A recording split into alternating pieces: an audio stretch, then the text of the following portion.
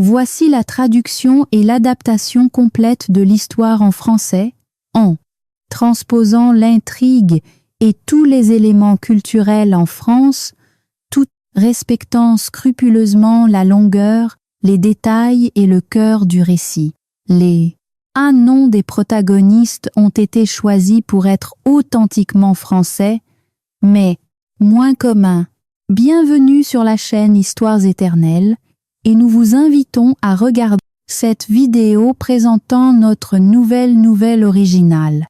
Si l'on fouille dans l'histoire de la vie de n'importe quelle famille, on y trouvera sûrement un secret quelconque qui peut être conservé pendant des années, voire des décennies. Il prend longuement la poussière, inexploité, à la périphérie de la mémoire, se ternit peu à peu, s'oublie et passe dans la catégorie des mythes. Mais il suffit d'un événement insignifiant pour que, du fond de la conscience, comme lors d'une tempête sur l'océan, remontent à la surface les affaires des jours lointains. C'est exactement ce qui est arrivé à la famille Delacroix, ou, plutôt, à deux familles à la fois, les Delacroix et les Beaumont. Dès qu'Apolline Delacroix a appris à formuler ses sensations en pensée, elle a compris que le monde était composé de couleurs, de mots et de sons. Elle avait l'habitude qu'au dîner, ses parents ne discutent pas de la prochaine sortie au marché pour acheter des provisions, ni du voisin qui avait acheté une voiture de luxe, on ne sait avec quel argent. Ils parlaient plutôt du nouveau film qu'ils avaient enfin réussi à voir, ou de la première d'une pièce à la Comédie Française. À 3 ans, elle savait que les contes du Petit Chaperon rouge, du Chat botté ou de la Belle au bois dormant n'étaient pas le fruit de l'imagination de sa grand-mère bien-aimée Olympe, mais bien des œuvres de Charles Perrault. La petite fille s'endormait sur des berceuses de Fauré ou de Debussy, et en se réveillant, elle voyait devant elle des reproductions de Monet, de Renoir ou de Cézanne.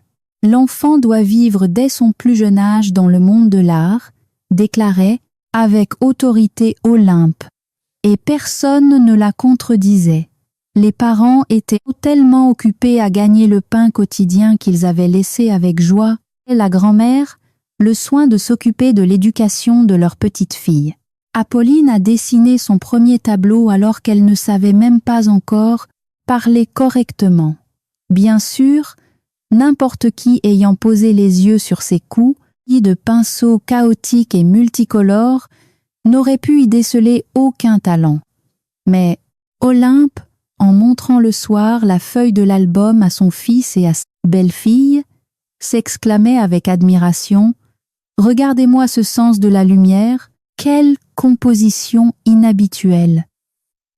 Ton grand-père Léopold aurait sûrement apprécié la première œuvre de notre futur artiste. » Béatrice, la mère d'Apolline, aimait beaucoup sa fille, mais elle avait beau essayer de discerner dans les gribouillages de la petite la moindre trace de talent, elle ne voyait que des lignes courbes désordonnées.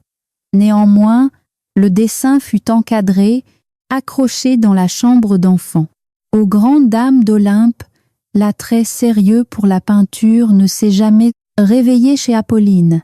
Bien sûr, la fillette, comme tous les enfants, dessinait avec plaisir des petites maisons, des soleils, des fleurs, mais sans plus. Elle était beaucoup plus intéressée par les tableaux des grands peintres. Elle pouvait rester assise des heures, silencieuse dans un fauteuil, à feuilleter des albums de reproduction et formulait souvent des jugements très sérieux sur les toiles. Mais avec le temps, c'est la musique qui a pris une place plus solide dans la vie d'Apolline. « Je veux jouer du violon », déclara soudainement Apolline lors du repas de fête organisé pour son 6e anniversaire. « Tu veux grincer sur un violon ?» tenta de plaisanter son père. « Non, on ne grince pas sur un violon, on en joue. répondit très sérieusement la petite fille. Les adultes se mirent à rire. Tu as eu ce que tu méritais? Demanda Olympe à son fils. La prochaine fois, tu ne parleras pas avec condescendance à l'enfant. Apolline reçut son instrument et, à l'automne, elle entra simultanément dans 2 écoles, l'école primaire ordinaire et le conservatoire de musique. Béatrice s'inquiétait beaucoup de la façon dont sa fille s'adapterait à l'école. Ces derniers temps, elle remarquait qu'Apolline se distinguait de ses camarades. Les jeux bruyants l'intéressaient rarement. En promenade, elle préférait observer des fleurs inhabituelles, suivre le vol des oiseaux ou les nuages qui couraient dans le ciel, y trouvant la silhouette de bêtes fantastiques. La mère envisagea même de limiter les interactions de sa fille avec sa grand-mère, estimant que le comportement d'Apolline était le résultat de l'influence d'Olympe. Mais, heureusement, ces craintes s'avérèrent infondées. La fillette savait raconter les choses de manière si intéressante qu'elle se retrouvait souvent au centre de l'attention à l'école. Et plus tard, elle se fit de vrais amis et amies. Vers l'âge de 10 ans, il devint évident qu'Apolline ne deviendrait pas non plus une grande violoniste. Elle avait une oreille absolue. Elle maîtrisait bien l'instrument, mais il manquait à son jeu l'essentiel, ce qui distingue le jeu d'un maître de l'exécution d'un artisan habile. En revanche, elle savait distinguer sans erreur une œuvre qui entrerait dans l'histoire d'un succès éphémère. C'est ainsi que grandit Apolline, entourée du monde de la musique et des couleurs. Bien sûr, avec ses camarades de classe, elle discutait des mérites des chansons des artistes populaires, mais elle préférait aller à un concert d'orgue plutôt qu'à un spectacle de chanteurs à la mode. La jeune fille sentait que l'art n'était pas un simple divertissement, mais une occasion unique de comprendre la profondeur des intentions des grands maîtres du passé, d'anticiper la naissance d'un nouveau génie et par là même de se comprendre elle-même. Quand Apolline eut 14 ans, Olympe lui raconta qu'il y avait aussi eu un peintre célèbre dans la lignée des Delacroix, Gédéon Vasseur. Mon père, dit-elle, avec tristesse, dans les années 60, son nom était sur toutes les lèvres. Je me souviens comment des peintres, des poètes, des musiciens se réunissaient chez nous. Tu imagines, dans notre maison de campagne, Jacques Prévert et Juliette Gréco récitaient des poèmes. La même Juliette Gréco dont j'ai fredonné la chanson « Sous le ciel de Paris » s'étonna Apolline. Oui, la même. Et je ne me doutais pas que tu connaissais déjà ces chansons. Grand-mère, pourquoi ne m'as-tu pas raconté tout ça plus tôt? Demanda la jeune fille. Eh bien, il n'y a jamais vraiment eu de moment opportun.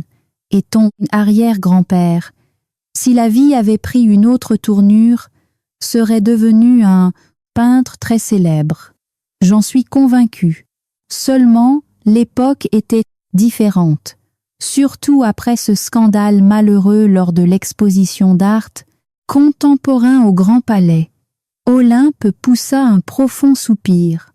Son regard devint complètement détaché, comme si, à cet instant, elle se trouvait très, très loin.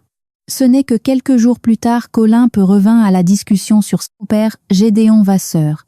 Elle n'était pas sûre de devoir en parler, car tout ce qu'elle savait de sources sûres n'était que des bribes de souvenirs d'enfance et de maigres articles consacrés aux artistes de l'art informel en France. Tu comprends, ma chérie, presque aucun des participants à cette exposition n'était un peintre professionnel et encore moins membre de l'Académie des Beaux-Arts. Ton arrière-grand-père, par exemple, travaillait à la RATP et il peignait ses toiles le soir. Il ne mettait même pas toujours son nom dessus. Ma mère voyait dans ces tableaux qu'une source de dépenses pour le budget familial. Fallait acheter des peintures, des cadres, payer l'atelier d'encadrement. Elle a même été soulagée quand mon père a rassemblé un jour tous ces tableaux, ces palettes, ces toiles, et qu'il est parti quelque part pendant plusieurs jours. Je devais avoir dans les 13 ou 14 ans à l'époque. Les souvenirs éloignèrent Olympe de la conversation sur son père. Avec un propre sourire, elle raconta l'engouement général pour le célèbre groupe des Beatles, comment elle avait cousu un sac dans une simple toile de jute et lui avait demandé de dessiner sur le tissu le portrait de John Lennon, et comment elle s'était vexée parce qu'au lieu du visage charismatique de son idole, seuls des fragments isolés de son apparence étaient apparus sur la toile. Papa voyait probablement notre monde différemment, dit Olympe avec une tristesse et un repentir tardif dans la voix. Mais alors, qu'est-il arrivé à mon arrière-grand-père et à ses tableaux ? Demanda Apolline. Eh bien, c'est sans doute depuis le jour où ton père a sorti de l'appartement tout ce qui rappelait son art que la discorde a commencé entre lui et ma mère. Environ 2 ans plus tard, il est parti. Soit pour Nouméa, soit pour La Réunion. Et depuis, on a perdu sa trace. Et tu ne sais pas où se trouvent ces tableaux aujourd'hui ? C'est désolé, Apolline. Je ne sais pas. Peut être qu'il les a confiés à des amis pour qu'ils les gardent. Peut être que, dans un accès de colère, il les a jetés ou brûlés, ou peut être qu'ils se sont simplement perdus, car le temps n'épargne rien. Eh bien, Mamie, c'est un véritable roman policier. Non, ma petite fille, ce n'est ni un policier, ni un roman. C'est la vie. Chacun la vit dans son propre temps et dans son propre espace. Ce sont sans doute ces conversations et ces mystères qui ont poussé Apolline à prendre la décision de devenir historienne de l'art. Elle ne voulait seulement étudier l'art, mais se plonger dans un monde qui l'aiderait à comprendre l'histoire de sa famille et peut-être à retrouver la trace des tableaux perdus de son arrière-grand-père. Est-ce que c'est un métier, ça ? S'est fâché son père, apprenant ses intentions. Ce serait bien si tu trouvais un mari avec un gros portefeuille, alors tu pourrais regarder des images et écrire des petits articles que seule une poignée de personnes lira. Apolline, comprends bien, un métier doit nourrir son homme, pas le divertir. La mère, qui avait toujours été la pacificatrice de la famille, a pris le parti de sa fille. Avec le physique d'Apolline, elle percera facilement à la télévision, elle fera des émissions sur les peintres et les tableaux. Et cite-moi au moins une émission de ce genre qui fait de l'audience. J'ai l'impression que vous vivez dans une autre réalité. Aujourd'hui, c'est l'époque de ceux qui savent gagner de l'argent.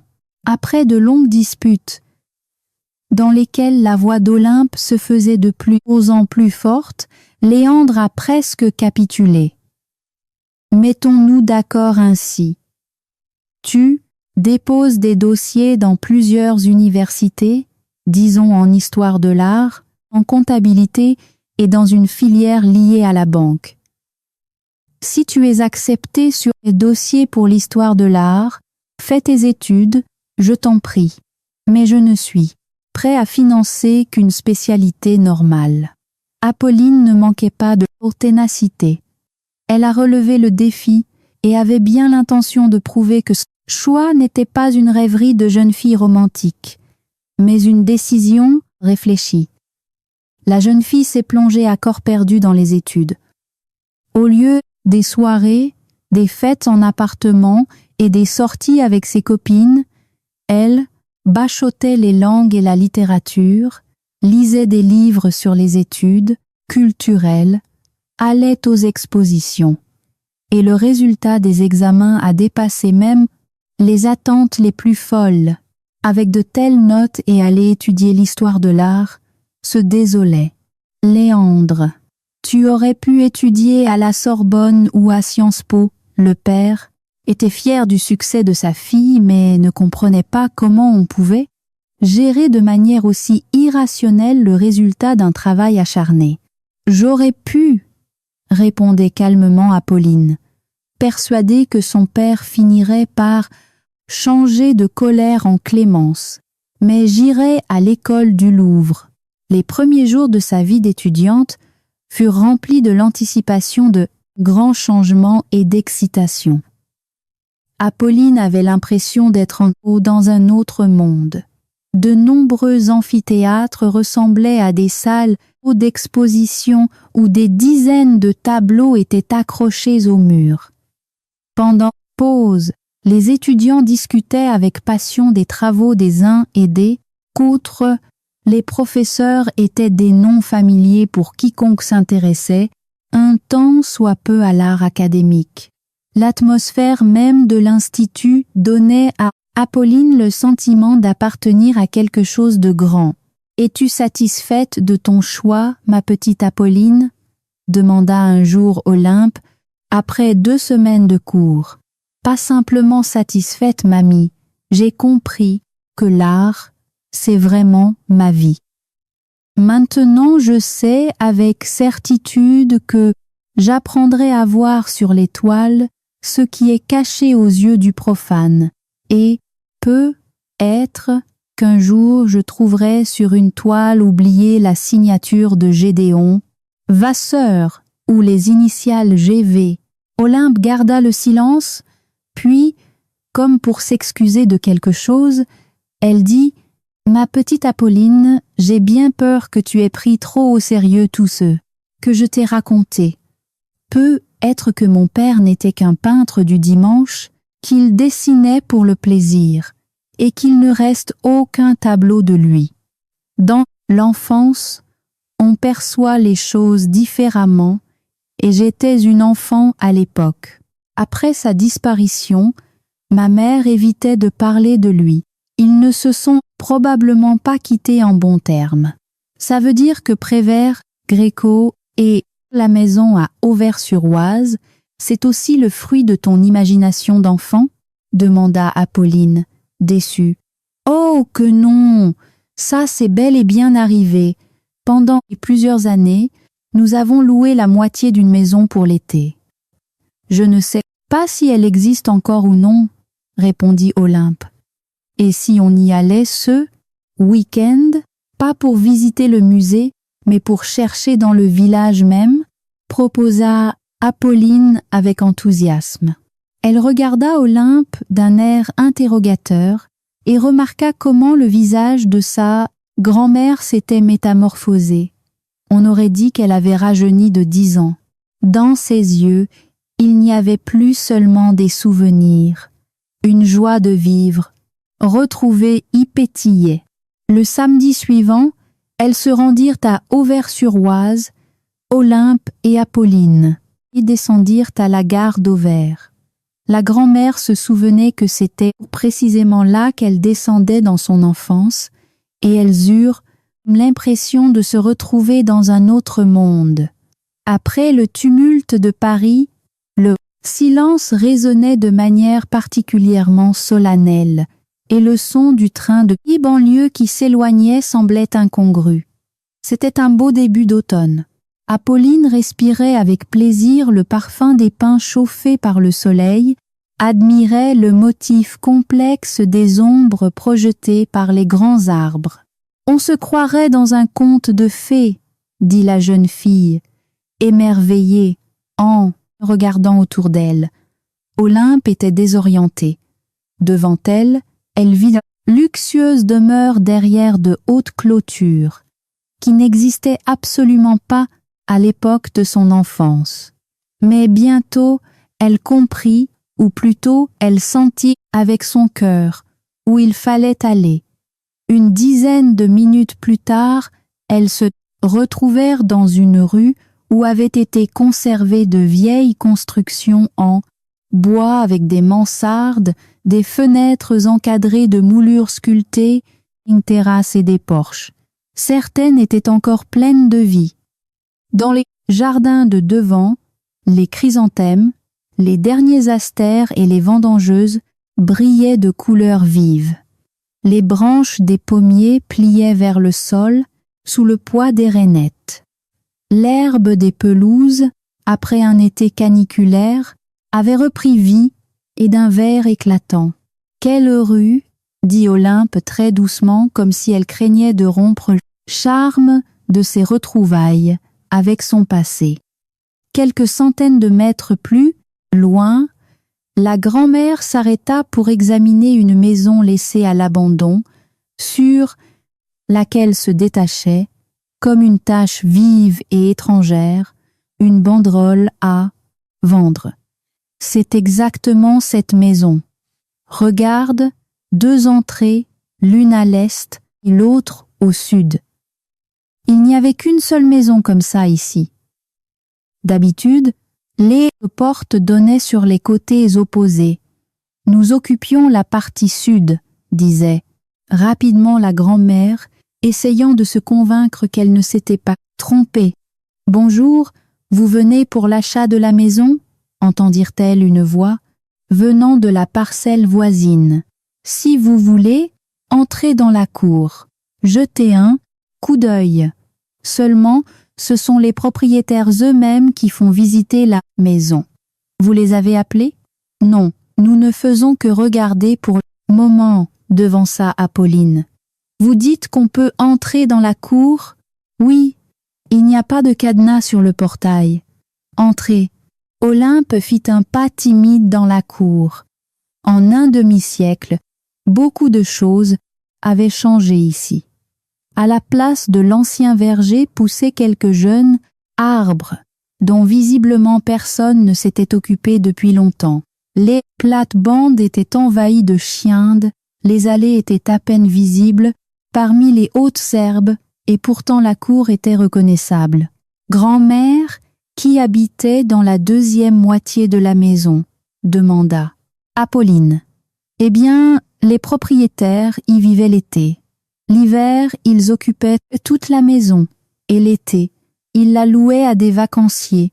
Je me demande si ce sont les mêmes propriétaires qui vendent la maison, demanda la jeune, fille d'un air pensif. C'est peu probable, ce sont peu, être leurs héritiers ou de nouveaux propriétaires. Et tu n'es plus jamais revenu ici après la disparition de ton père ? Non, je n'avais aucune raison de venir. Les propriétaires louaient probablement les chambres à quelqu'un d'autre. Et puis, j'en voulais à mon père à l'époque.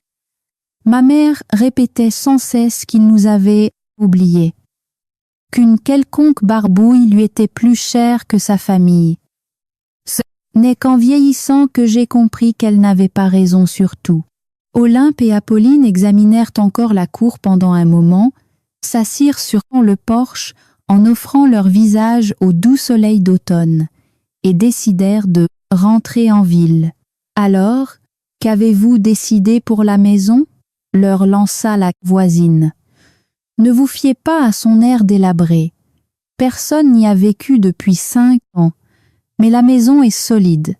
Et en plus, elle a une histoire. Et quelle histoire ? demanda Apolline. Oh, toutes sortes de gens ont loué ici, principalement des peintres ou des compositeurs méconnus. Et vous ne vous rappelez pas qui a vécu dans cette maison ? Comment pourrais-je m'en span ? Mais les pans, y souvenir ? Sourit la femme qui semblait avoir une 50aine d'années. Et les propriétaires de cette maison, ils n'ont pas changé ? Continuait de la bombarder de questions Apolline. C'est bien ce que je dis. Il y a environ 5 ans, un jeune couple l'a acheté, mais ils n'y ont jamais habité. Et voilà qu'ils la revendent. L'espoir de pouvoir apprendre quelque chose sur son arrière-grand-père, auprès des propriétaires de la maison s'éteignit. Apolline savait qu'il était très ou difficile de devenir une historienne de l'art sérieuse et compétente. Elle devait étudier une multitude de styles, d'époques, de mouvements, connaître les subtilités du travail des artistes, les secrets de leur originalité, et aussi apprendre à transmettre ses connaissances au public. La quantité de matière à mémoriser était si grande que le doute l'envahissait parfois. Parviendrait-elle à atteindre les sommets de sa profession? Réussirait-elle à ouvrir le monde mystérieux des peintres, non seulement pour elle-même, mais aussi à le montrer aux gens? Mais chaque fois que la certitude de ses capacités ou la fatigue l'accablait, elle se souvenait de son arrière-grand-père, et sa détermination à trouver des réponses à ces questions ne faisait que se renforcer. Dans ses pensées, elle répétait souvent les paroles de la chanson. Rien sur terre ne disparaît sans laisser de traces. Cela signifiait donc que, dans des archives oubliées, dans les greniers de maisons privées, ou peut-être dans des collections personnelles, se trouvaient actuellement des œuvres signées du nom de son arrière-grand-père. Apolline attendait avec impatience les cours sur la peinture des années 60. Bien sûr, elle avait déjà lu des dizaines d'articles et de monographies sur l'art académique, sur la nouvelle école de Paris et l'art informel, mais elle n'avait jamais rencontré le nom de Gédéon Vasseur.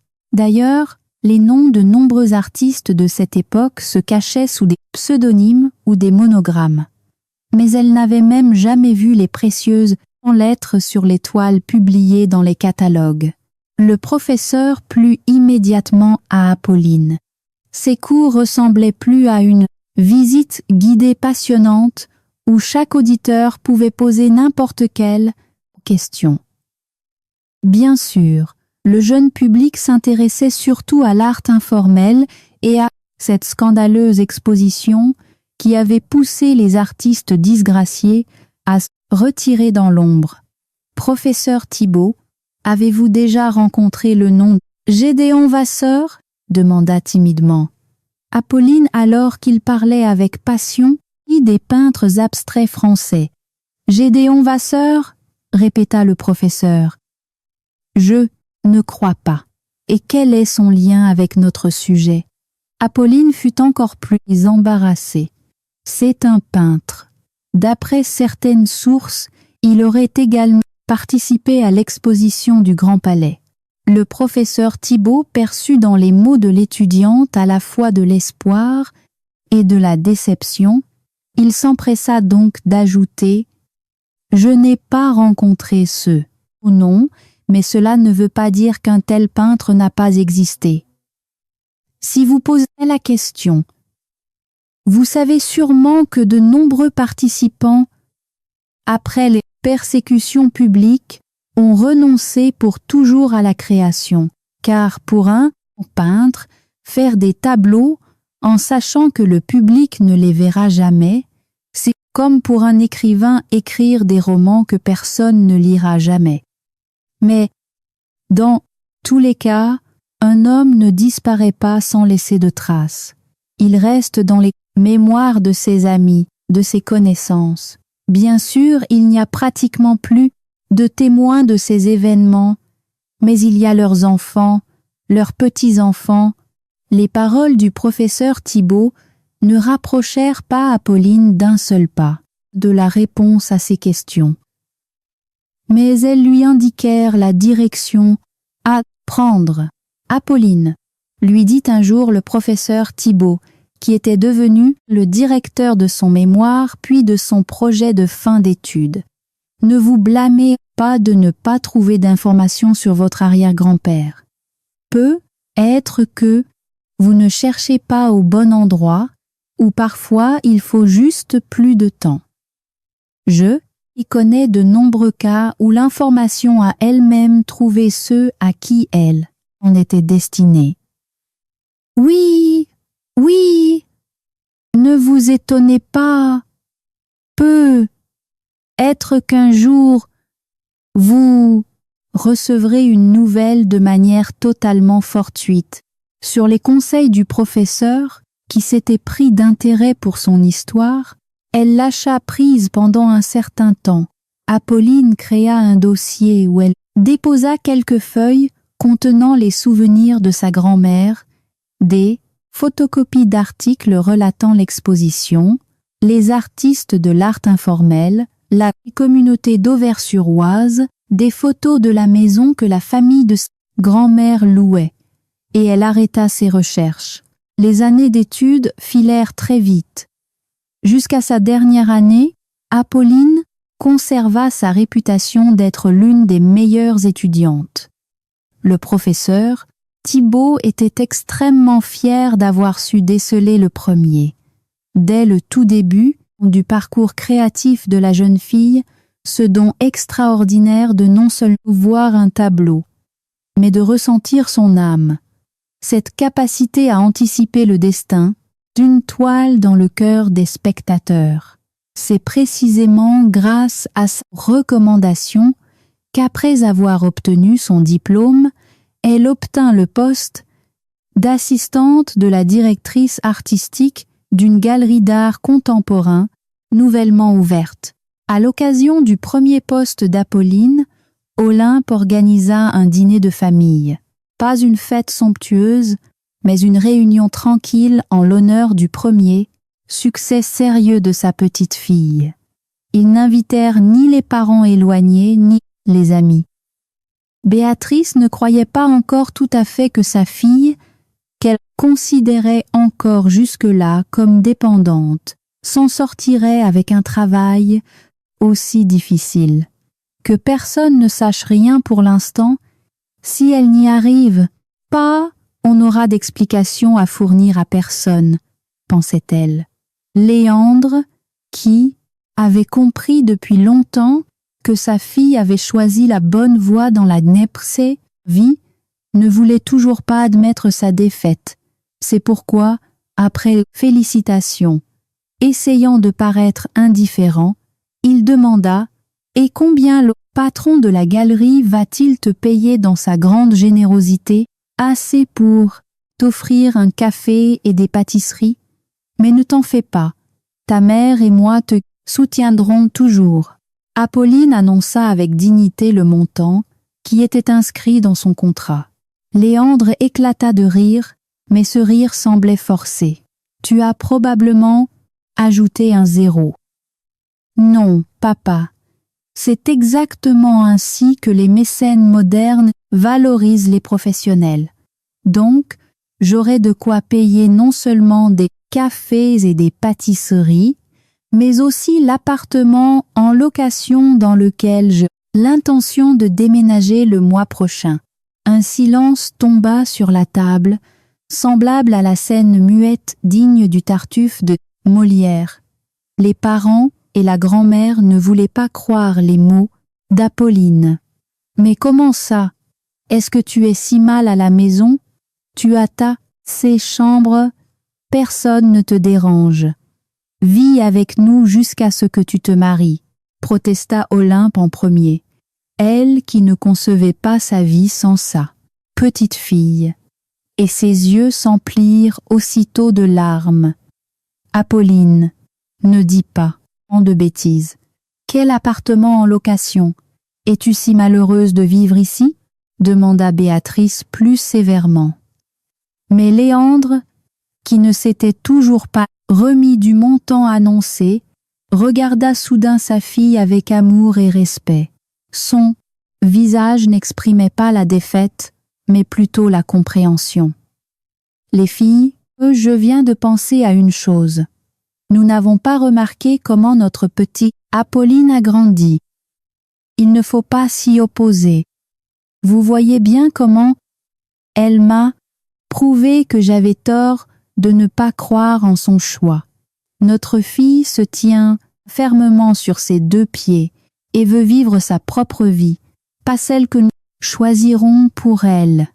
Nous devons donc la laisser voler de ses propres ailes. Ces mots sonnaient sincères, et Léandre, ému, s'approcha d'Apolline. Cachant des larmes inopportunes, il serra sa fille dans ses bras, comme pour reconnaître son droit à une nouvelle vie indépendante. La carrière d'Apolline se déroulait avec un tel succès qu'il était difficile de croire qu'elle venait tout juste d'obtenir son diplôme. Ses articles de « Je recherche », publiés autrefois dans la revue de l'Institut, n'étaient que le début de son parcours professionnel. Désormais, ses travaux paraissaient régulièrement dans des publications spécialisées et des magazines sur papier glacé destinés au grand public. Le blog d'Apolline sur l'œuvre des artistes des années 60, qu'elle avait commencé à tenir pendant ses études, s'était transformé en une véritable plateforme de discussion. Chacun de ces articles s'accompagnait de dizaines de commentaires. Au bout de 6 mois de travail, Apolline commença à être invitée aux expositions d'autres galeries. L'opinion de la jeune mais prometteuse historienne de l'art, Delacroix devenait importante dans le monde de l'art. Les réalisateurs de documentaires sur la peinture et de reportages télévisés remarquèrent bientôt comment sa beauté et son tact se mariaient organiquement avec des jugements professionnels profonds et sérieux, et ils en firent souvent l'héroïne de leurs reportages et de leurs films. Apolline menait une vie tellement bien remplie qu'elle manquait cruellement de temps pour tout ce qui n'était pas son travail. Même ses parents, elle les voyait moins souvent qu'elle ne l'aurait voulu. Mais c'était sa vie, et elle ne pouvait désormais même plus imaginer que tout aurait pu se passer autrement. La galerie se préparait avec un soin tout particulier à l'exposition des œuvres de jeunes artistes contemporains. Le vernissage pouvait devenir un tremplin pour les auteurs débutants, et en même temps un événement commercial réussi, une véritable mine d'or pour la galerie, ou bien se transformer en une mondanité au banal qui, à part pour les badauds se prenant pour la bohème, n'apporterait rien à personne. À ce moment-là, sa patronne, Éléonore, avait délégué la majeure partie de ses responsabilités à son assistante. Apolline inspectait personnellement les collections et sélectionnait les tableaux qui, selon elle, seraient bien accueillis par les critiques et le public. S'appuyant sur ses goûts et ses connaissances, elle n'avait pas peur de prendre des risques, mais en même temps, elle ne voulait pas provoquer de scandale. Elle essayait de trouver un équilibre entre l'art élitiste et l'art accessible, entre une nouvelle vision du monde et une certaine accessibilité. Utilisant les contacts qu'elle avait déjà établis à la télévision, Apolline invita plusieurs chaînes de premier plan. Le soir précédant l'ouverture, elle décida de se promener dans les salles d'exposition pour vérifier si tout était prêt pour le lendemain. Dans le silence de la galerie, que seul le bruit de ses pas perturbait, la sonnerie du téléphone se répercuta en écho. Le numéro était inconnu, mais la curiosité l'emporta et Apolline décrocha. « Bonjour, Madame Delacroix », résonna une voix masculine, ou agréable. « Je suis Maxence Beaumont, caméraman pour la chaîne Artévision. Je m'excuse de vous appeler en dehors des heures de bureau, mais je viens tout juste d'être informé du tournage de demain. J'ai absolument besoin d'inspecter les salles aujourd'hui pour préparer mon travail. Je peux passer si vous êtes encore à la galerie. » Apolline accepta sans hésiter.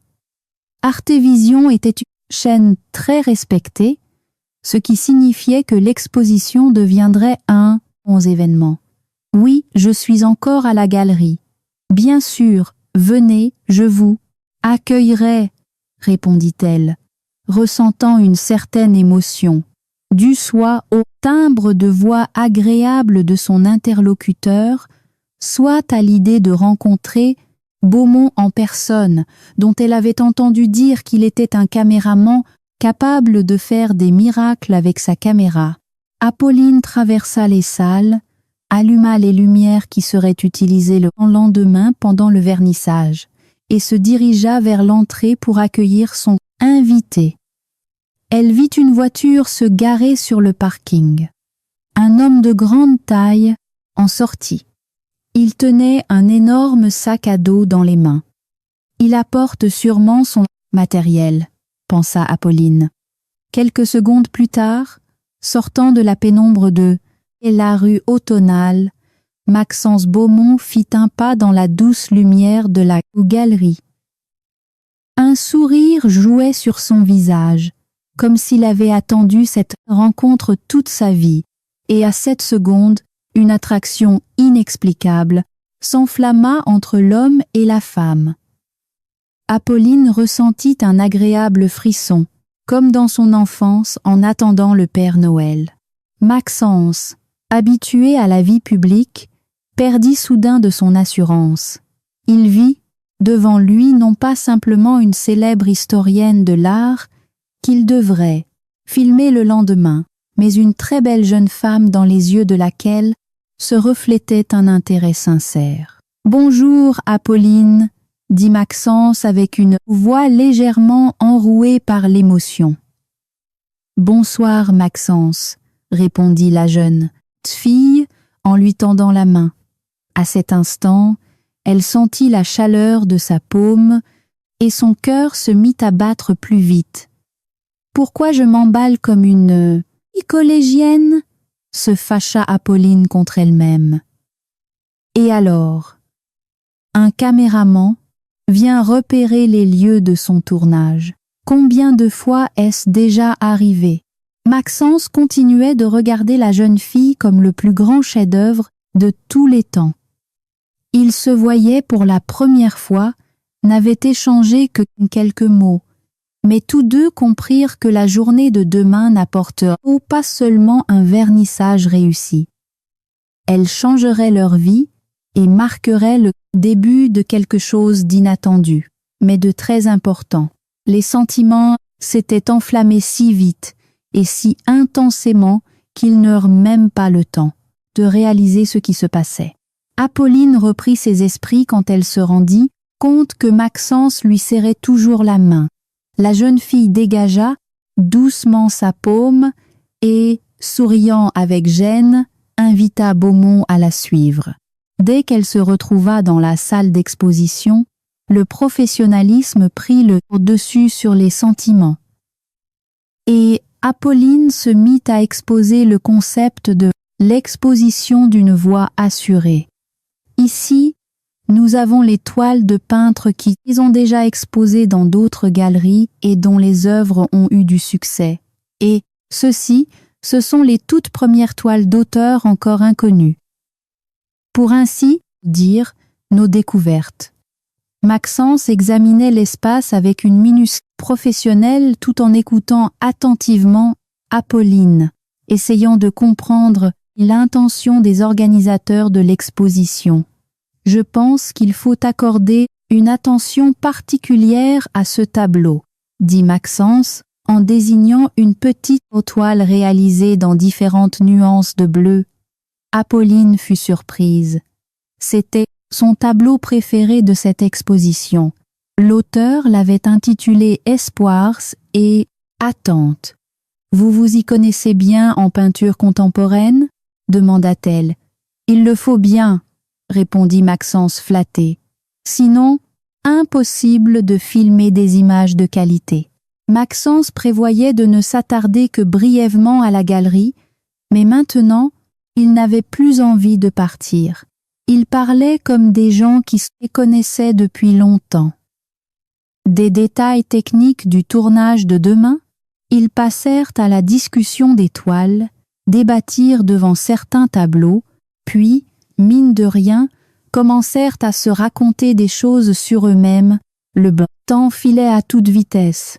Ils ne reprirent leurs esprits qu'à minuit, quand le vigile, suivant les consignes, commença à faire sa ronde dans les salles. Pardonnez-moi, Apolline, je vous ai retenu, et dire que demain est une journée si importante. Il n'y a pas à s'excuser, c'était passionnant, répondit-elle. Apolline raccompagna le caméraman vers la sortie.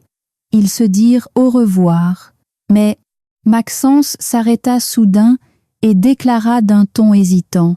Peut être que demain, quand j'aurai rendu mon reportage pour la diffusion, vous trouverez le temps pour qu'on discute de l'exposition. Apolline espérait une proposition pour prolonger la connaissance et craignait que cette merveilleuse soirée ne reste qu'un agréable souvenir. Bien sûr, nous discuterons après l'ouverture, dit-elle avec une joie non dissimulée. Le lendemain matin accueillit Apolline, avec un soleil radieux qui perçait à travers les rideaux mal tirés. Après plusieurs jours gris, le temps avait décidé d'offrir une dernière chaleur automnale. La jeune fille se leva, sourit à son reflet dans le miroir et se sentit absolument heureuse. À sa grande surprise, sa première pensée ne fut pas pour l'exposition, mais pour sa nouvelle connaissance qui avait fait irruption de manière si inattendue et si tendre dans sa vie. « Eh bien, Apolline, tu es en retard aujourd'hui. D'habitude, le jour de l'ouverture, tu arrives la première et tu rayonnes comme un sou neuf. Que s'est-il passé? Ne serais-tu pas enfin tombée amoureuse? Demanda Éléonore. Et moi qui me demandais qui avait chassé les nuages au-dessus de la ville. Rien ne s'est passé. Un vernissage est toujours une fête pour moi, tenta d'esquiver la jeune fille. Mais elle ne put cacher son sourire et l'éclat de ses yeux. Bon, on parlera de la vie privée plus tard. Est-ce que tout est prêt pour l'ouverture? Oui, tout est prêt. 4 chaînes de télévision et 7 médias en ligne ont confirmé leur présence, y compris Artévision, répondit Apolline. Artévision? S'étonna Éléonore, tout en s'en réjouissant. C'est très prestigieux pour une exposition de jeunes artistes. Mon petit doigt me dit qu'un beau succès nous attend aujourd'hui. C'est bien, ma fille. Tu fais du bon travail. Maintenant, je peux prendre ma retraite l'esprit tranquille et laisser les rênes de la galerie. Mais voyons, Éléonore, que deviendrait la galerie sans vous? S'étonna sincèrement Apolline. Ma petite, j'ai 78 ans et mon visage est le résultat du travail d'excellents chirurgiens. Je suis si vieille que je me souviens de l'époque où tous les artistes en désaccord avec l'art académique étaient presque poussés dans la clandestinité.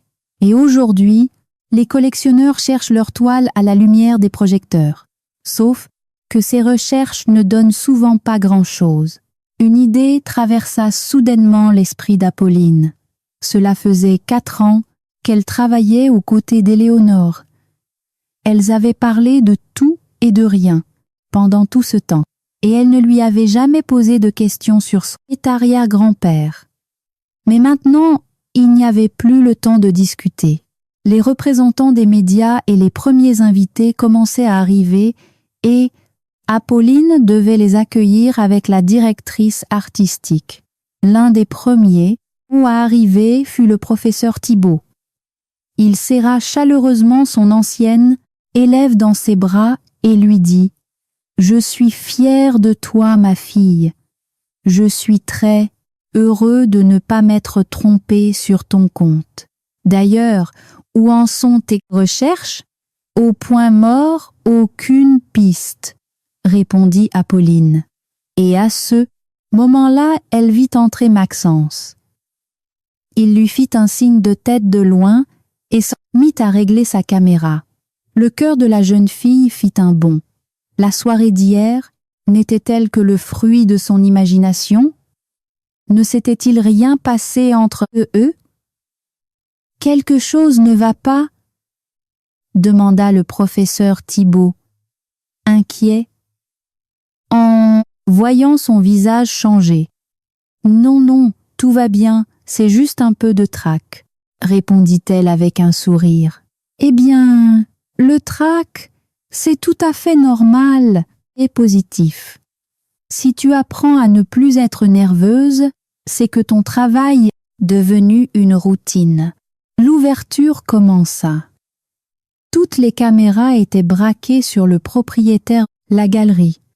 Il félicita brièvement l'assistance et se hâta de passer la parole à Éléonore. Soudain, Apolline entendit son nom et l'administratrice qui se tenait à côté d'elle la poussa en avant. Apparemment, Apolline n'avait pas écouté lorsque la directrice artistique lui avait transféré tous les lauriers pour l'organisation de l'exposition. Sous les applaudissements du public, elle fit un pas en avant et croisa le regard de Maxence. Il la regardait avec un amour et une tendresse évidents, et ses doutes récents se dissipèrent sur le champ. Lorsque les invités se dispersèrent dans les salles, discutant devant tel ou tel tableau, Apolline donna des interviews, répondit aux questions des journalistes et discuta avec ses collègues. Et pendant tout ce temps, la caméra de Maxence la suivait sans relâche. Saisissant un instant où ils se trouvèrent côte à côte, Apolline murmura « Maxence, vous devriez filmer l'exposition, pas moi. Mais je filme l'exposition seulement à travers vos yeux et je suis convaincue que ce reportage sera le meilleur de ma vie. » Après la visite des tableaux et le cocktail, les invités commencèrent à quitter les salles. Apolline comprenait déjà que l'exposition était une réussite. Comme d'habitude, après un travail bien fait, elle ressentait de la joie et de la satisfaction, mais soudain, un sentiment de solitude l'envahit. La solitude de Prez et Maud, ne pouvoir partager sa joie avec personne. À cet instant, l'écran de son téléphone, qu'elle n'avait pas lâché de toute la soirée au cas où on aurait besoin d'elle en urgence, s'illumina. Un message de Maxence. « Apolline, j'ai vu à quel point vous étiez occupée aujourd'hui, je n'ai donc même pas essayé d'attirer votre attention. En ce moment, nous peaufinons le reportage pour le journal de la nuit et la critique sortira demain. J'espère vraiment que notre rendez-vous tient toujours. Quand puis-je vous appeler ?» Apolline répondit immédiatement. « Le rendez-vous tient toujours. Demain après le travail, on serait libre. Je serais ravie qu'on se voie. » Lorsqu'il ne resta plus dans la galerie que les femmes de ménage et les agents de sécurité, Apolline et Éléonore s'assirent dans le bureau et burent un café. « Tu voulais me demander quelque chose avant l'ouverture de l'exposition ou... »« Mais c'était une impression ?» demanda Éléonore. « Non, ce n'était pas une impression. Vous parliez de la nouvelle école de Paris et de l'art informel. C'était une époque intéressante. Ou peut être que ça nous semble ainsi parce que nous étions jeunes et percevions tout avec acuité. Je me souviens qu'entre filles, on courait à cette fameuse exposition, on n'y comprenait rien, mais on marchait avec un air savant, et on en discutait entre nous. La compréhension venue plus tard. Avec l'âge, sans doute, on devient plus sage. Est-ce que, par au hasard, vous avez déjà rencontré le nom de Gédéon Vasseur ? Demanda Apolline, avec attente et anxiété. Éléonore réfléchit. Le prénom ne me dit rien, mais le nom de famille, oui, très certainement. Un professeur l'a mentionné lors d'un cours, mais je n'ai jamais vu ses tableaux. Le cœur d'Apolline bondit de joie. Cela signifiait que le peintre Gédéon Vasseur avait bel et bien existé. Et comment s'appelait ce professeur ? Je crois que c'était Lambert. Oui, c'est ça, le professeur Lambert. Par hasard, connaîtriez-vous son adresse ou son Numéro de téléphone? Le téléphone, non. L'adresse de mes professeurs est désormais unique, le cimetière, répondit tristement Éléonore. Mais pourquoi ce Gédéon Vasseur t'intéresse-t-il tant? C'est mon arrière-grand-père. Et alors? Il n'y a plus d'archives dans la famille? S'étonna Éléonore. Malheureusement, non. Il ne s'est pas très bien séparé de mon arrière-grand-mère. Il a emporté toutes ses toiles et ses notes on ne sait où. Et tu veux retrouver ses œuvres? Ce sera difficile, si tant est que ce soit possible. Ils laissaient souvent leurs tableaux non signés. J'essaierai d'en parler avec des gens de ma génération, mais je ne veux pas te donner de faux espoirs. Si son nom n'apparaissait pas dans les catalogues d'exposition, le résultat sera pratiquement nul. Apolline rentra chez elle vers minuit, juste à temps pour le journal de la nuit. Le reportage sur l'exposition passait en premier. Presque tout le temps, plus d'antenne lui fut consacrée. Elle suivit chaque plan avec émotion et nota avec plaisir que la caméra s'attardait précisément sur les tableaux qu'elle aurait elle-même mis en valeur. Son interview lui plut également, ce qui était rare. D'habitude, elle ne remarquait que les défauts.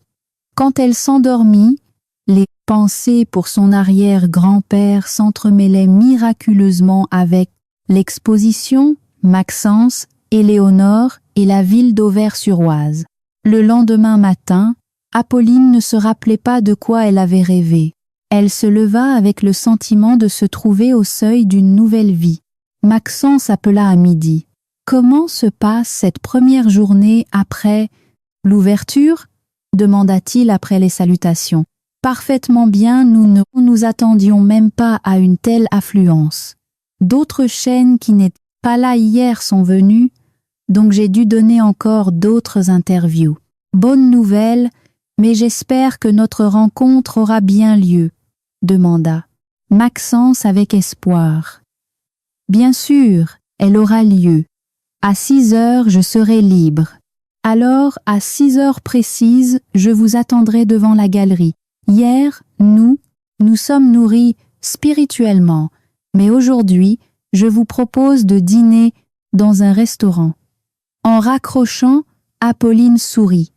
Sa rencontre de la veille avec Maxence, son intérêt sincère pour ce qu'elle faisait et, lui semblait-il, pour sa personne, avait laissé d'agréables souvenirs. Maxence ne ressemblait pas du tout aux hommes qu'elle avait l'habitude de côtoyer. Elle voyait en lui un professionnel accompli, ce qu'elle appréciait grandement chez les gens. En plus, il n'était pas envahissant. Dès leur première conversation, Apolline avait apprécié sa vaste culture et son grand sens de l'humour. Elle avait aussi remarqué qu'il était très facile de communiquer avec lui. La conversation semblait se dérouler d'elle-même. Le reste de la journée passa inaperçu. De temps en temps, lorsque des invités particulièrement importants arrivaient, Apolline faisait la visite guidée, répondait aux questions, mais elle ne ressentait aucune fatigue. Elle se souvenait de la règle d'or de la ponctualité. Alors à 6 heures pile, elle sortit de la galerie et vit Maxence. Il avait une allure différente aujourd'hui. Dans son élégant costume marron, avec sa chemise blanche et sa cravate, il ressemblait à un acteur dont l'emploi serait celui du séducteur, le bourreau des cœurs. Mais ses yeux étaient toujours les mêmes. Il regardait Apolline avec chaleur, tendresse et admiration. « Bonjour », dit-il presque officiellement, en lui tendant un bouquet de roses crème. « Pardonnez-moi, je ne connais pas vos préférences, alors j'ai décidé d'apporter des fleurs classiques. »« Bonjour », répondit Apolline, ressentant une certaine artificialité dans ses propres mots. Elle sourit aussitôt et ajouta Bien que nous n'ayons pas bu ensemble pour sceller la familiarité, il me semble que nous pourrions nous tutoyer. Maxence poussa un soupir de soulagement. Même s'il ne se connaissait que depuis 2 jours, il voyait en Apolline une personne proche. Il voulait donc remplacer ce « vous » formel par un « tu » plus chaleureux, mais il craignait de paraître impoli. Le restaurant où Maxence invita Apolline s'avéra être l'un de ces établissements intimistes, où il est facile de discuter sans devoir crier par-dessus la musique. Une lumière tamisée et des mélodies douces créaient une atmosphère chaleureuse. Le roast-beef était excellent et Apolline, qui avait sauté le déjeuner, mangea avec un grand appétit, sans aucune affectation. Au cours du dîner, la conversation devint plus personnelle.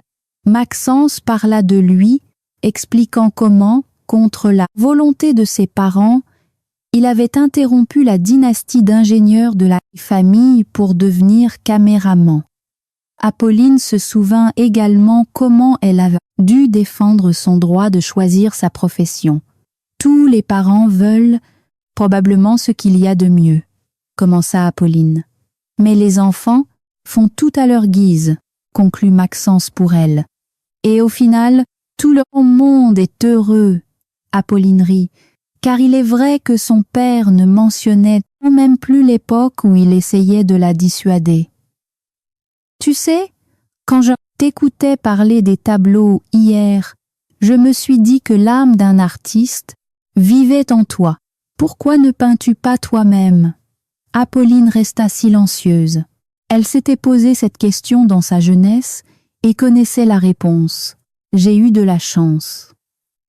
J'ai compris très tôt que je n'avais pas assez de talent pour créer quelque chose de valable et je n'avais pas envie de produire des choses banales. Quant à cette âme me vient sans doute de mon arrière-grand-père. Un jour, je te raconterai son histoire. Et cette exposition de jeunes peintres abstraits n'est pas un hasard. C'est en quelque sorte un hommage à sa mémoire. Ce triste automne devint pour Maxence et Apolline le printemps de leur amour. Ils se voyaient presque tous les jours et trouvaient toujours des sujets de conversation qui les rapprochaient de plus en plus.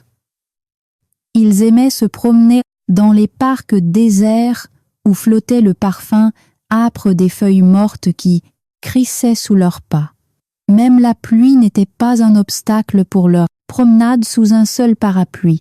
Leur conversation tranquille devenait de plus en plus intime, et les amoureux découvraient avec étonnement un lien invisible qui les unissait bien avant leur première rencontre. Très vite, Maxence et Apolline comprirent qu'ils ne pouvaient plus se passer l'un d'eux et l'autre et décidèrent de vivre ensemble. Et à l'approche de Noël, alors que les rues brillaient des lumières des guirlandes et que l'air était empreint d'une sensation de miracle, il la demanda en mariage. Les parents d'Apolline et la mère de Maxence accueillirent le choix de leur enfant avec joie et insistèrent pour qu'il y ait un mariage. Les amoureux voulaient eux aussi que le jour de leur union devienne une page éclatante de leur vie, et ils se mirent à préparer la célébration avec enthousiasme. Mais, comme c'est souvent le cas, la vie vint apporter ses propres corrections. Un matin, Apolline se réveilla très tôt. Elle ressentait une vague anxiété sans en comprendre la cause. Le téléphone sonna à 7 heures du matin. « Ma petite, Apolline, un malheur est arrivé, » dit sa mère en retenant à grand-peine ses larmes. « Grand-mère est morte. Grand-mère est morte, » répéta Apolline, sans encore réaliser ce qu'elle venait d'entendre. Comment ? Que s'est-il passé ? Son cerveau refusait d'assimiler la triste nouvelle. Elle ne pouvait pas mourir sans dire au revoir, sans prononcer de dernière parole. Nous avions tellement de projets, pensait-elle, tandis que des larmes silencieuses coulaient sur ses joues. Que s'est-il passé? Demanda Maxence avec inquiétude en voyant le visage de sa bien-aimée baigné de larmes. Mamie. Mamie est morte. Elle eut du mal à prononcer ce dernier mot. Il s'associait si mal à la joyeuse et toujours optimiste Olympe. Ensuite, il y eut les funérailles. La tombe fut creusée à côté de celle du mari de sa grand-mère. En jetant les 3 poignées de terre traditionnelles et en faisant ses adieux à sa grand-mère pour toujours, Apolline murmura « Je trouverai ces tableaux, je les trouverai, je le ferai pour toi. » Pendant ces jours difficiles pour la famille de la Croix, Maxence fut toujours aux côtés d'Apolline. Il refusa plusieurs déplacements professionnels intéressants pour la soutenir et partager son chagrin. Heureusement, dans la vie, rien n'est éternel, même pas le chagrin. La douleur de la perte s'atténua, laissant place à des souvenirs chaleureux et à une douce tristesse. Le dernier mois du printemps fut le moment de la concrétisation du vœu le plus cher d'Apolline et Maxence.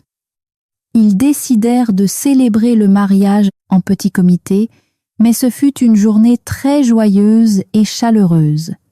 Les intrigues de contes de fées se terminent généralement par le mariage, mais dans la vie des jeunes mariés, le conte de fées ne faisait que commencer. Leur union devint non seulement une famille, mais aussi un formidable tandem créatif. Apolline sentait instinctivement quel événement dans le monde de l'art allait devenir incontournable et conseillait à son mari de s'y intéresser. Maxence, de son côté, réalisait d'excellents reportages sur les expositions organisées par Apolline, attirant ainsi encore plus l'attention sur elle. La première année de leur vie conjugale passa inaperçue. Elle fut riche en découvertes de choses nouvelles et intéressantes l'un chez l'autre. Maxence et Apolline voyagèrent beaucoup, apprirent à construire leur vie quotidienne et réussissaient même à trouver de la lumière dans la routine de tous les jours. Seule la question du logement restait en suspens, mais c'est précisément sa résolution qui permit par la suite de résoudre une autre énigme, la quête des traces de l'œuvre de Gédéon Vasseur. À l'approche de leurs noces de coton, les parents d'Apolline et sa belle-mère, Geneviève, se comportaient très étrangement. Lors des déjeuners de famille, ils échangeaient des regards lourds de sens, mais ne disaient rien d'inhabituel. De plus, les 2 familles tentaient de persuader Maxence et Apolline de repousser l'achat d'un appartement à crédit. Les jeunes époux voulaient célébrer leur premier anniversaire de mariage en tête à tête. Ils avaient acheté un séjour d'1 semaine à Strasbourg et se préparaient à un voyage romantique, s'attendant à des moments inoubliables. « Et quand va-t-on s'offrir les cadeaux ?» demanda Geneviève d'un air désemparé lorsqu'elle prit connaissance des projets de son fils et de sa belle-fille. « Le plus beau cadeau de ma vie, je l'ai déjà reçu, » dit Maxence en enlaçant Apolline et en la regardant avec amour. Apolline sourit en retour. Ses pensées correspondaient totalement à ce que son mari venait de dire. La décision de ne pas faire de grandes fêtes provoqua une réaction similaire chez les parents d'Apolline. « Mais qu'avez-vous donc en tête ?» s'impatienta Apolline. « Vous jouez aux cachotteries comme de petits enfants, puisque vous avez décidé de nous informer de votre voyage à la dernière minute. Nous allons aussi maintenir le suspense jusqu'à votre retour, » répondit Béatrice. À l'expression du visage de sa mère, Apolline comprit qu'une surprise les attendait, et une surprise très agréable. Leur semaine dans le Strasbourg printanier fut féerique. Les 7 jours entiers, le soleil brilla. Maxence, qui adorait la ville et s'y était souvent rendu pour des tournages, fit découvrir à Apolline les endroits les plus charmants, mystérieux. Et le jour précis où ils fêtaient leur première année de mariage, ils se rendirent à un concert au Temple Neuf. Tu te rends compte, nous sommes peu être assis à l'endroit même où priait autrefois Jean-Jacques Rousseau. Goethe, dit Apolline avec émerveillement. Ensuite, ils firent une promenade en bateau-mouche dans le quartier de la Petite France et, en passant sous les ponts, ils firent des vœux, persuadés qu'ils se réaliseraient. « Tu ne sais vraiment pas ce que nos parents nous préparent ?» demanda Apolline, alors qu'ils prenaient l'avion du retour. « Aucune idée, mais je pense que c'est quelque chose de très important. Sinon, ils ne se seraient pas comportés de façon aussi mystérieuse. » Comme convenu, Léandre vint chercher sa fille et son gendre à l'aéroport de Roissy-Charles de Gaulle. Apolline racontait leur voyage avec passion, jusqu'à ce qu'elle remarque que son père ne les conduisait pas vers l'appartement qu'il louait, mais en direction du Marais. « Papa, où est-ce qu'on va ?» demanda Apolline avec surprise. « À la maison !» répondit calmement Léandre. « Tu ne te trompes pas, nous habitons dans un autre quartier. »« Je ne me trompe pas. Tu crois que je ne connais pas l'adresse de ma propre fille. »« De mon cher gendre, » répondit le père d'une voix dépourvue d'émotion. Une demi-heure plus tard, ils se garèrent devant l'immeuble de Geneviève. « Pourquoi nous as-tu amenés ici? Il est arrivé quelque chose à maman ?» demanda Maxence, inquiet. « Quand je suis partie, tout le monde allait bien. Elle, vous prenez le thé dans votre cuisine. »« Papa, parle clairement. Si elle prenait le thé dans notre cuisine, pourquoi nous as-tu amenés ici ?» s'agaça. Apolline. « C'est bien ce que je fais, mais vous n'arrêtez pas de m'interrompre, » répondit Léandre en retenant à grand-peine un rire. Une minute plus tard, tous les trois montèrent au 4e étage. La porte de l'appartement où Maxence vivait autrefois avec sa mère s'ouvrit avant même qu'il ne puisse sonner. Dans l'entrée se tenaient les mères des 2 conjoints, souriantes. Après les embrassades, Geneviève prit la parole. « Ma, petite Apolline, excuse-nous, nous avons pris quelques libertés, Béatrice et moi, dans ta cuisine, et nous vous avons préparé le déjeuner pour votre retour. »« Dans la cuisine de qui ?» répéta Apolline. « Dans la tienne, pardi. »« Dans la cuisine de qui d'autre ?» renchérit sa conscrite Béatrice. « Je crois que je deviens folle. »« Maman, que se passe-t-il ?» demanda Maxence avec plus de sérieux. « D'accord les filles, on arrête le suspense, » dit affectueusement Léandre. « Ils reviennent de voyage, ils ont faim et vous leur posez des devinettes. Passons à table. Mais c'est toi, papa, qui a été le premier à brouiller les pistes, » exprima Apolline par solidarité féminine. « Je plaide coupable et je vais corriger la situation, » répondit Léandre en prenant un dossier sur la commode et en le tendant à Geneviève. « Les enfants, commença-t-elle avec une certaine solennité, cet appartement, nous vous l'offrons. Vous avez toujours dit que vous vouliez vivre dans le centre historique et il n'y a pas de construction neuve ici. Et vous allez vivre avec nous aussi ?» demanda Apolline, à la fois heureuse et légèrement contrariée. « Bien sûr que non. Quel genre de cadeau serait-ce avec une charge pareille? J'ai maintenant une magnifique maison de campagne, ou plutôt la petite maison dont je rêvais depuis longtemps, » répondit sa belle-mère. « Et où as-tu trouvé l'argent pour une nouvelle résidence ?» demanda Maxence, peinant encore à croire ce qui arrivait. « Tu as dévalisé une banque ou tu as gagné au loto. Tu es complètement à côté de la plaque, rit Geneviève. Béatrice, Léandre et moi avons monté une telle stratégie que tout le monde est gagnant. Je vous assure, Arsène Lupin peut aller se rhabiller. Maman, je suis sérieux. Où comptes-tu vivre si cet appartement est maintenant à nous et que tu parles de ta propre maison? Essaya Maxence de ramener la conversation sur un plan pratique. Plus sérieusement, nous voulions vous offrir l'appartement pour votre mariage. J'avais même prévu de vendre ce grand appartement pour m'acheter une petite maison à la campagne et vous donner le reste de l'argent pour un logement.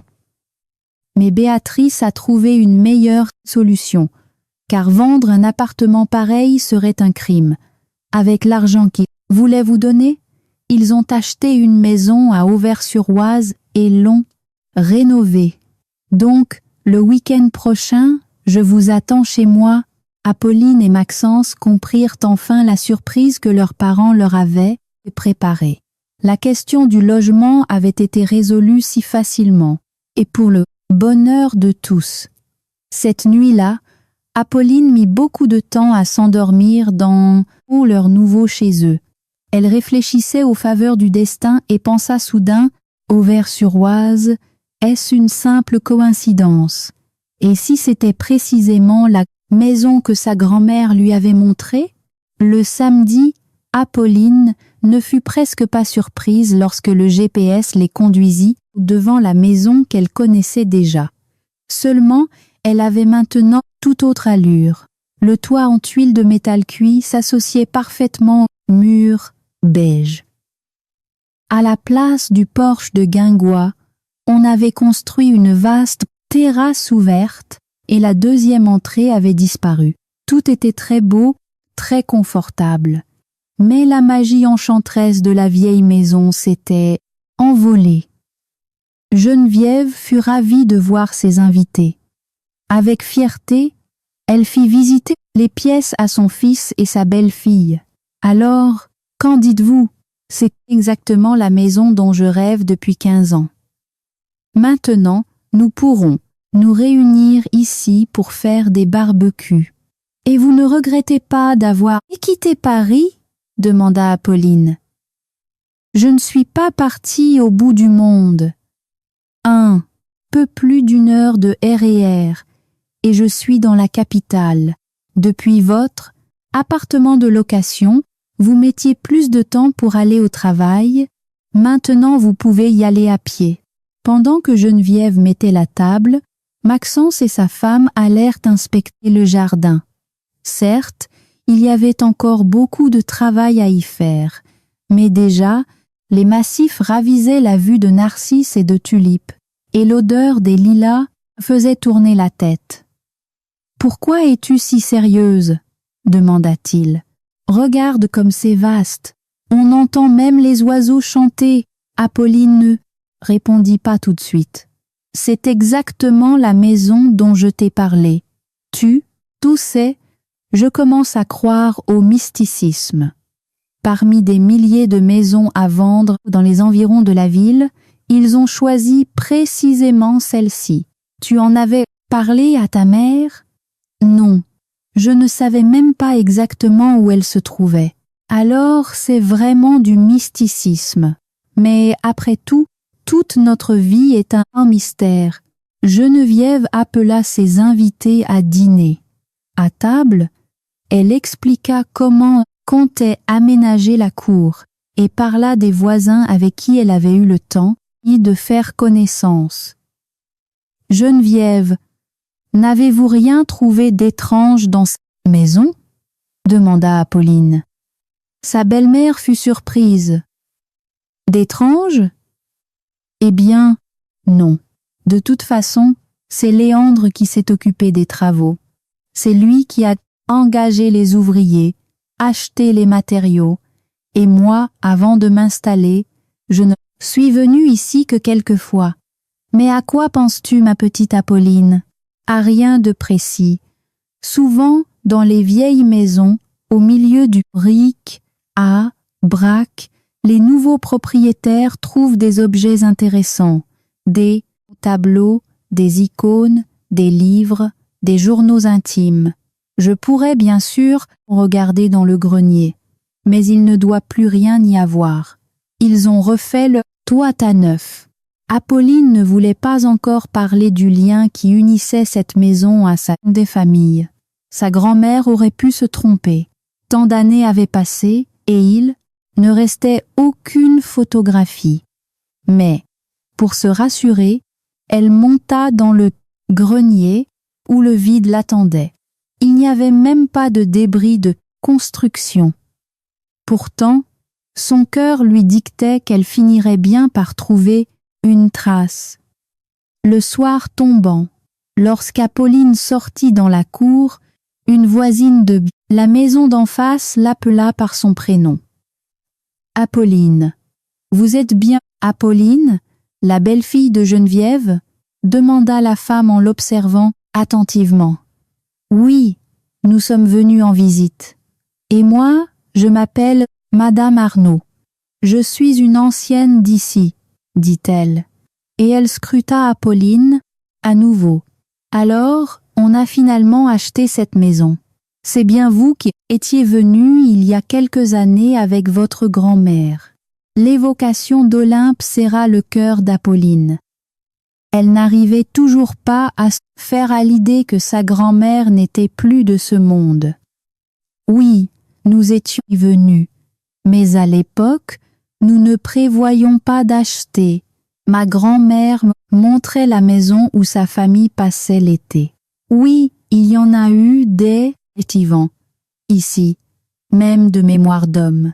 Mes parents me racontaient que même des gens célèbres s'y reposaient, des écrivains, des peintres, une actrice est même passée une fois. Autrefois, tout le monde vivait de peu, les ouvriers comme les artistes. Ce n'est que maintenant qu'ils se construisent des palais. Apolline n'avait pas envie de soutenir le ressentiment de Madame Arnaud face au clivage matériel, et elle s'apprêtait à prendre congé, mais la femme la retint. « Attendez un peu, je me souviens qu'à l'époque vous aviez posé des questions sur les anciens propriétaires.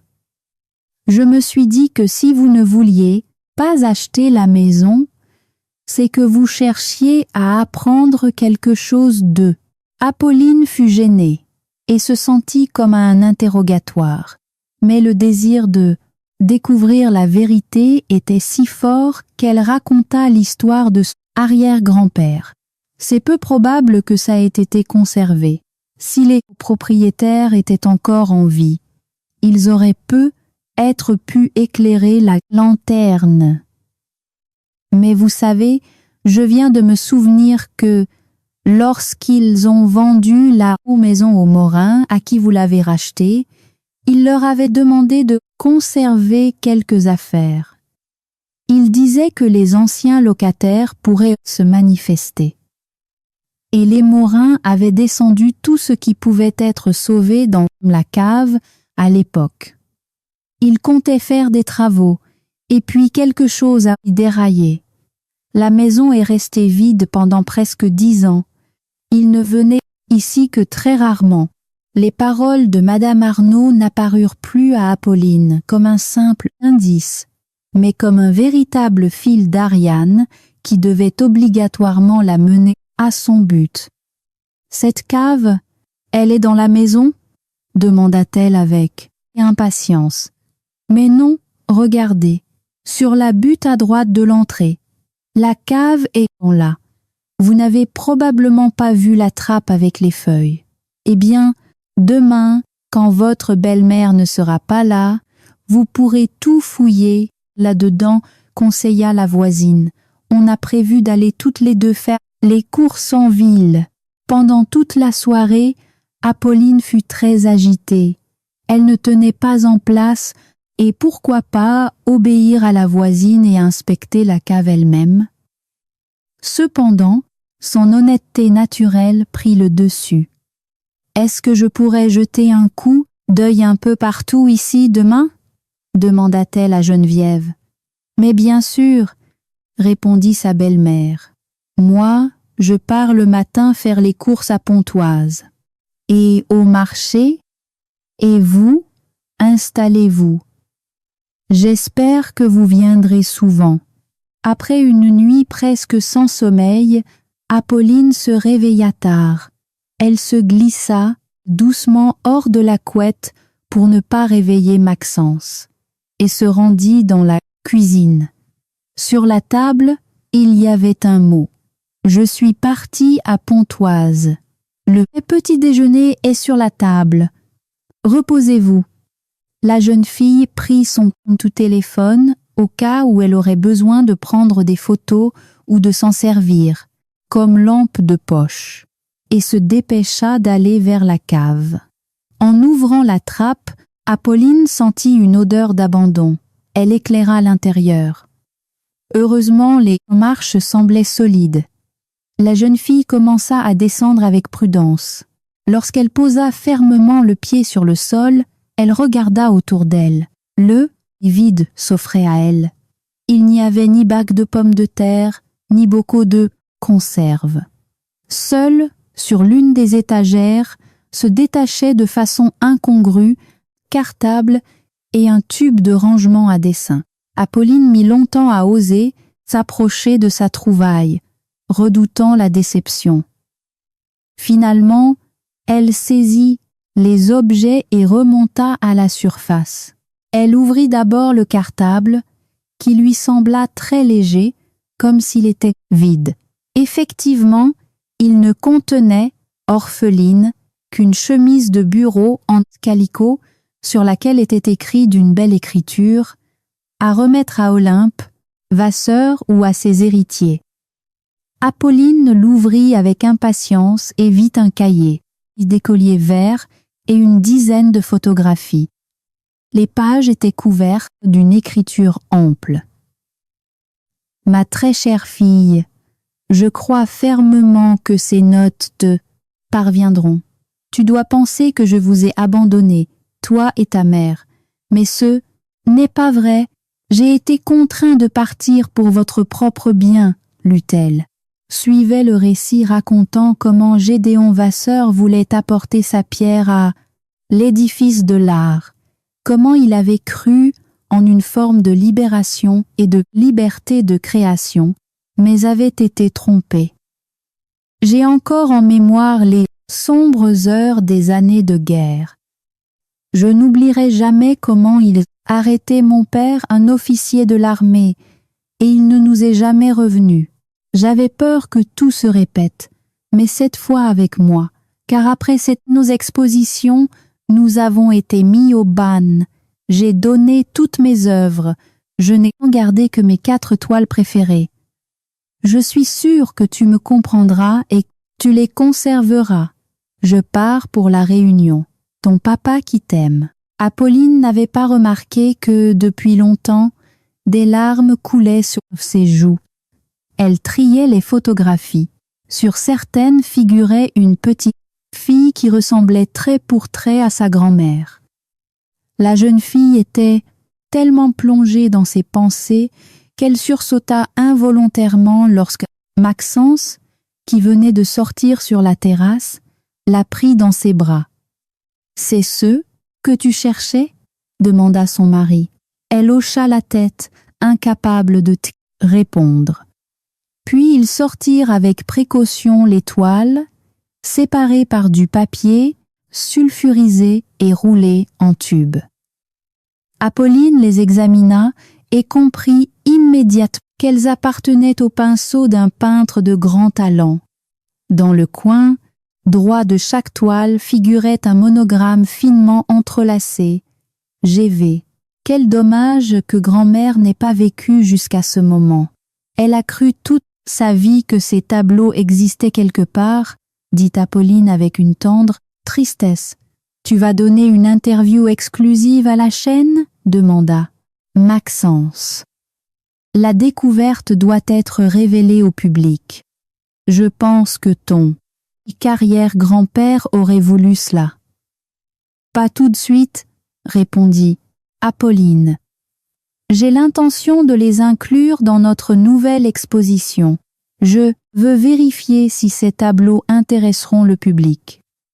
Avec mes sentiments familiaux, je pourrais me tromper sur leur importance. Toi, te tromper? Dit Maxence avec un sourire. Je suis sûre que c'est tout bonnement impossible. Quant à moi, je ne suis sûre que d'une chose. Dans le choix de mon mari, je ne me suis absolument pas trompée. Lorsque Geneviève rentra chez elle, elle trouva sa belle-fille et son fils sur la terrasse. La femme regarda les toiles avec étonnement. « Vous avez vraiment trouvé quelque chose ?» demanda sa belle-mère. Apolline lui raconta tout à propos de sa grand-mère, de son arrière-grand-père et comment elles étaient venues ici quelques années auparavant. Geneviève écoutait attentivement. Son visage exprimait tour à tour la surprise, l'intérêt et la joie. « Quelle histoire! On pourrait en faire un film, dit-elle. « C'est une idée, se réjouit Maxence. Apolline, après l'exposition, faisons un petit documentaire où nous raconterons tes recherches. On verra. J'ai encore besoin de m'habituer à l'idée que le mythe familial est enfin devenu réalité. » La direction de la galerie décida d'ouvrir la saison d'automne avec l'exposition Noms retrouvés qu'il préparait depuis 2 ans. Apolline plaça les tableaux de Gédéon Vasseur au centre de la salle, parmi les œuvres d'autres peintres abstraits. Le jour du vernissage, elle était plus nerveuse que jamais, car il ne s'agissait plus seulement de son travail adoré, mais de quelque chose de profondément personnel. Elle ramenait le nom de son arrière-grand-père dans l'histoire de l'art. Cependant, le professionnalisme reprit le dessus. Elle accueillait les invités avec le sourire, donnait des interviews, échangeait avec ses collègues et, de même, de temps en temps, elle tournait son regard vers les tableaux de son arrière-grand-père. Avait-il intéressé les visiteurs et les invités? Il y avait énormément de découvertes. Un brouhaha de voix remplissait les salles. C'était bon signe. Cela voulait dire qu'on discutait des œuvres et donc qu'elles suscitaient de l'intérêt. Mais, par-dessus tout, Apolline voulait entendre l'avis du professeur Thibault. Elle l'avait vu rester longuement devant les toiles de Vasseur, discutant avec animation avec ses confrères. Finalement, il se libéra et Apolline s'approcha de son ancien maître. « Tu veux connaître mon avis ?» demanda-t-il. Ce sont indiscutablement des œuvres d'un grand talent, surtout celle-là, Le vent du changement. Il est rare que les tableaux abstraits soient aussi lisibles pour un public non averti. Et pendant que j'étais devant le mur, j'ai entendu des opinions très intéressantes. Alors, je te félicite pour cette véritable découverte. À cet instant, l'assistante d'Éléonore s'approcha d'eux.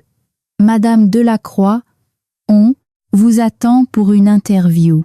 Après les mots du professeur Thibault, c'est avec une grande assurance qu'Apolline répondit aux questions. Aujourd'hui, nous entendons pour la première fois le nom de Gédéon Vasseur et nous découvrons ses œuvres. La brochure concernant l'artiste présente des données très maigres et son destin après son départ pour la Réunion reste totalement inconnu. Dites-moi, envisagez-vous de poursuivre les recherches de ces œuvres ? Demanda un jeune journaliste qu'Apolline voyait pour la première fois. Bien sûr, les recherches vont se poursuivre. Après tout, un vol de Paris à Saint-Denis de la Réunion, où Vasseur a vécu après avoir quitté la capitale, ne dure que 11 heures, dit Apolline, en croisant le regard de son mari, dans lequel elle lut une approbation totale.